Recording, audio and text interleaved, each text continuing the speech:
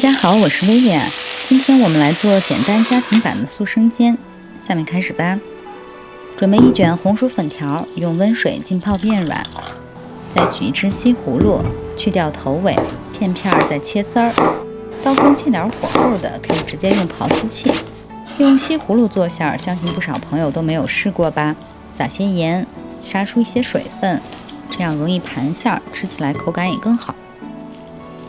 再准备些姜末、葱花。为了增加丰富的口感，可以再加些豆腐，最好是煎一下，味道更好。平底锅淋上油，油热了再放入豆腐片儿。今天准备的豆腐质地偏软，不容易定型，建议大家还是选用老豆腐更适合些。煎至底面金黄，再翻面儿。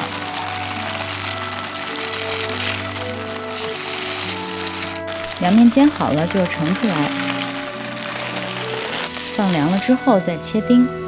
西葫芦腌出了不少水，用力拧干，放入盘中备用。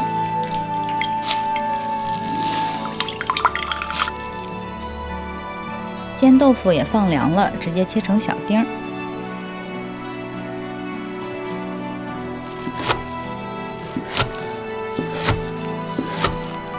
再来处理粉条。控水之后切成小段，再放入盆中。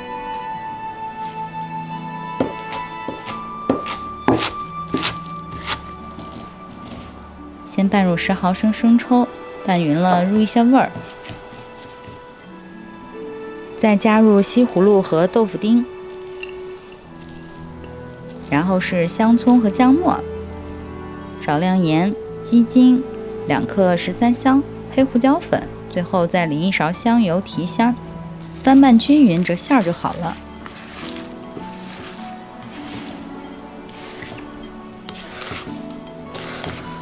今天的生煎直接用饺子皮儿来包吧，方法很简单，淋些油，在砧板上也要淋一些。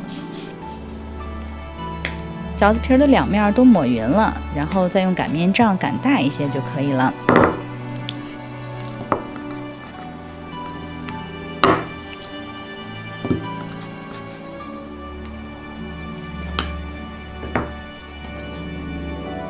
生煎的包法跟包包子差不多，先放2大勺馅儿，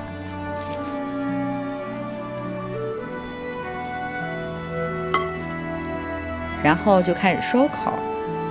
素馅儿比较散，不容易抱团，大家在包的时候一定要用大拇指往里压一压，最后一定要把口收紧，这样煎制的时候才不会漏馅儿流汁儿。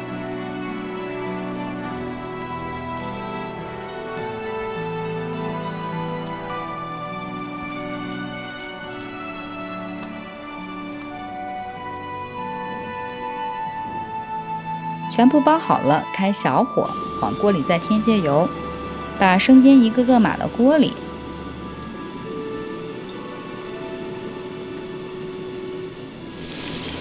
再转中火，把生煎的底部煎至焦黄，这时候再淋入少许清水，加盖焖煎7分钟。开盖之后，再撒些白芝麻和葱花。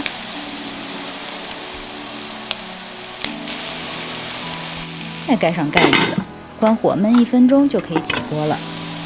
今天的这道素生煎做法相对简单，外皮儿紧实焦香，内馅儿清新鲜甜，相信大家都学会了吧？